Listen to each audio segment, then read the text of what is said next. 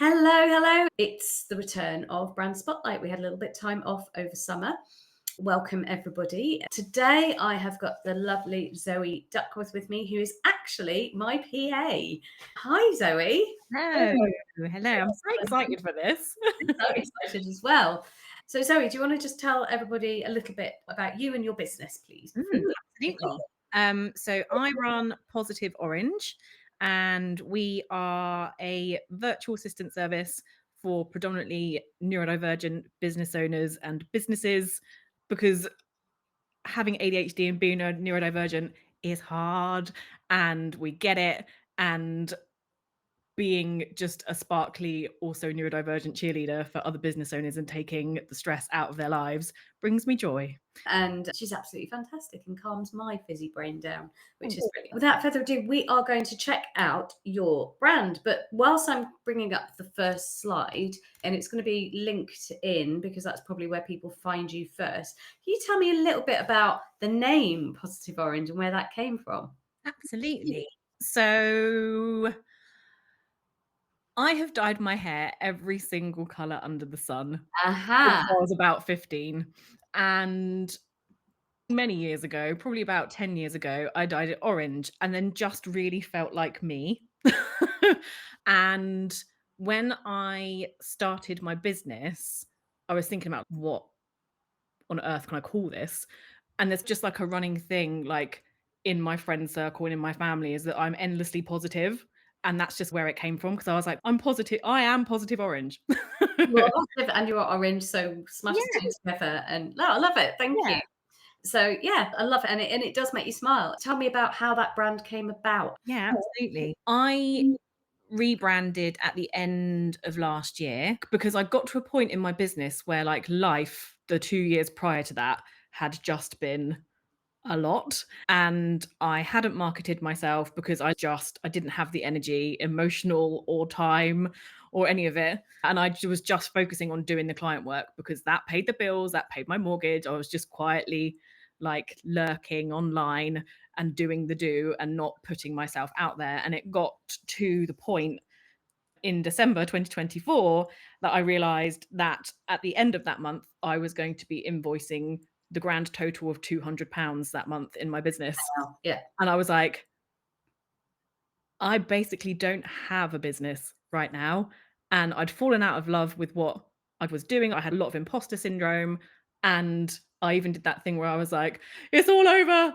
It's been 4.5 years and it's all over. And I've failed. And what am I going to do? And started Googling real jobs and was like, oh no. So I gave myself a talking to, put my big girl pants on, and was like, we're going to rebrand. I'm already working with all the neurodivergent business owners, and that is what I love. So that's what I need to be putting out into the world. And yeah, with the help of Sarah, we rebranded Positive Orange, and honestly, it's just changed the game because like the minute that I saw the logo and we started building the website, I just had the fire in me again for what I was doing, and I was like, yes, this is what I'm supposed to be doing. This is what I'm good at, and I know that I'm good at it, and I love my brand and I love my business again. And yeah, it was just really powerful to have done that and feel fired up about it again after like literally 2-3 years of just having no direction really, or yeah. Yeah, I think that's the wonderful thing about when I work with founders and their brands, that when they say things like that, where it's really re-energize them, they fall them back in love with their business. It puts a fire under you, but also it excites other people about wanting to work with you because you become that much more visible and people get what you're about much quicker. So I'm landing here on your LinkedIn, which is where a lot of people will first come across you, and the whole vibe makes me smile. So that's a good start, right? I love the image of you as well, where you're holding some oranges. The one thing that I would say is I have to zoom in to see what's going on because there is a lot going on in it. It's quite a busy image for a profile picture, which I don't think you need to do too much to it, but also because the background color is not dissimilar to all the colors going on in the image of you. If Yeah. anything, I would probably just put a slightly different background color, which you can do quite easily in Canva, Mm. and lighten that up so you pop a little bit more. Okay, yeah, that's cool. You've got some lighter colours in your palette. I'm seeing like the inner rind of Yeah. that orange there. Yeah, If the you paler got orange.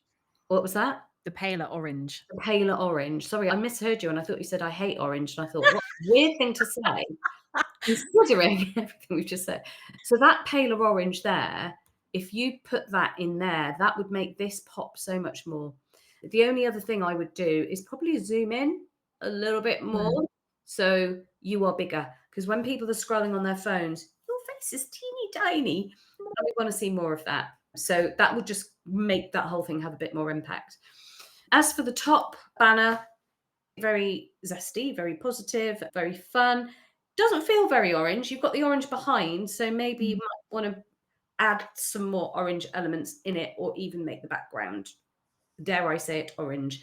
It just feels very pink and doesn't reflect the brand as much. You could maybe lessen the balance of pink and up the orange when you've got a name as strong as you have. Yeah. And I love the logo, by the way. We're talking about type, colour, and imagery. So we've looked at the imagery. I love the fact that you've got the fruit in there as well. But again, slightly hidden behind your face. If you did an orange background, you could probably have the oranges more visible, but they wouldn't stand out so much. So you could still run type over the top. Does that make sense? Yeah, absolutely. Yeah. So you could bring them more to the front, because I'm not seeing those. I'm seeing positive orange, which looks more like a sunshine thing. But I love the logo. It is very fun. Yeah, I was so happy with it when she Yeah. showed it to me. I love the smiley face. I love the hand-drawn font, which makes it feel like a very personal touch. So for any business who was wanting to go for a more personal touch or personal service, which is what you do, a hand-drawn font is one way of doing it. And what you've not done is gone down the cliche of using a script font, which a lot of VAs do,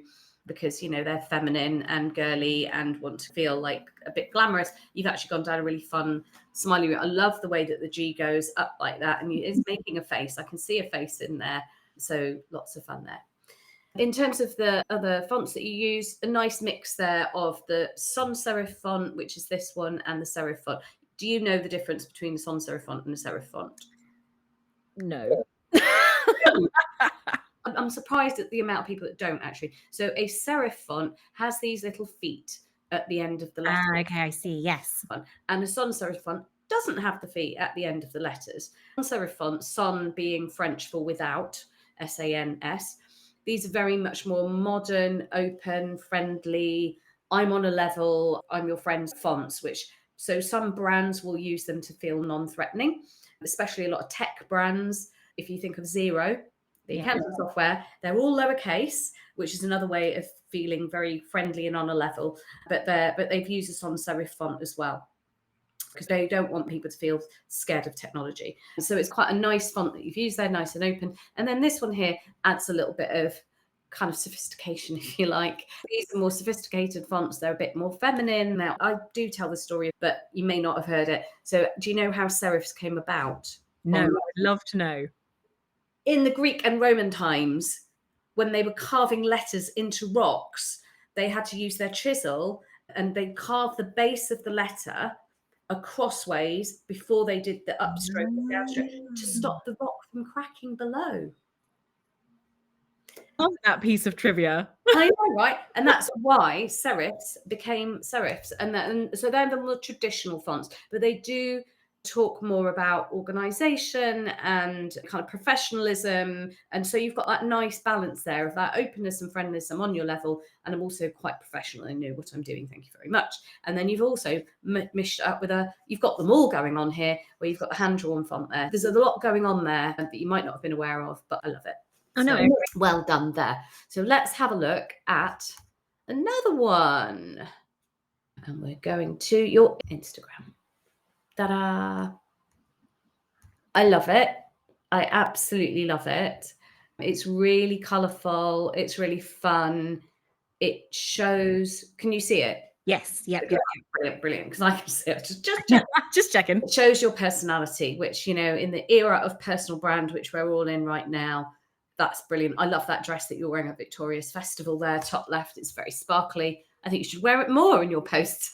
I should wear it every day. Every day. What that's showing me, though, is this one pops more than all the others. And can you see why that pops more than all the others? I guess it's like contrasting. It looks a bit blended with all the brandness. So that was the only thing I was going to say about your posts, is that I think lots of colour is great, but I think there's very little contrast in your colour Mm. palette.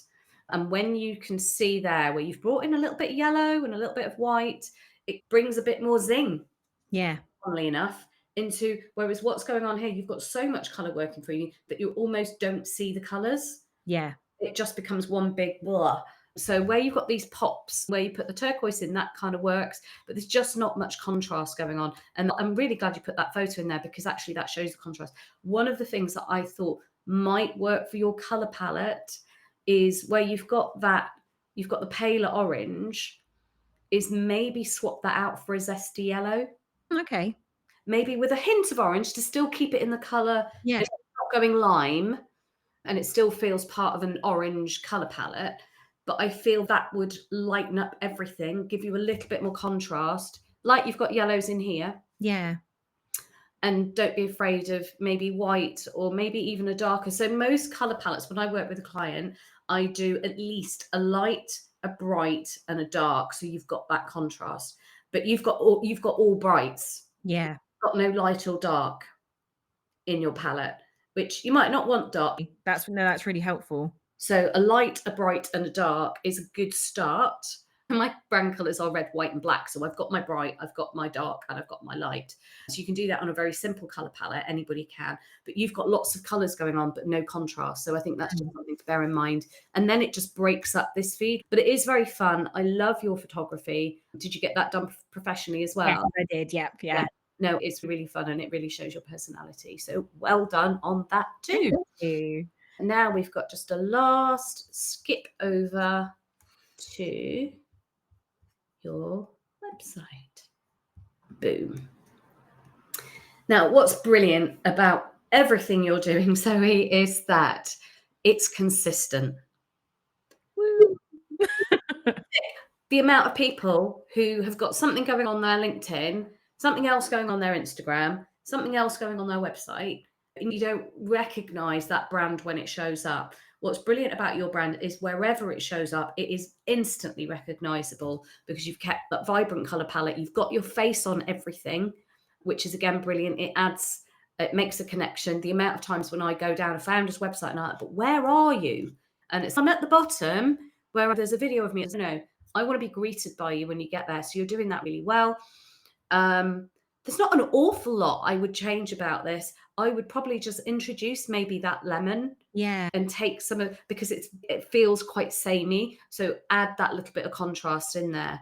You've got other colours going on in here, but they're quite pastel, and they're taken away from the zesty orange sort of thing. Yeah. I love these colours, but I would probably, as I say, make that a bit more yellow and make it lighter.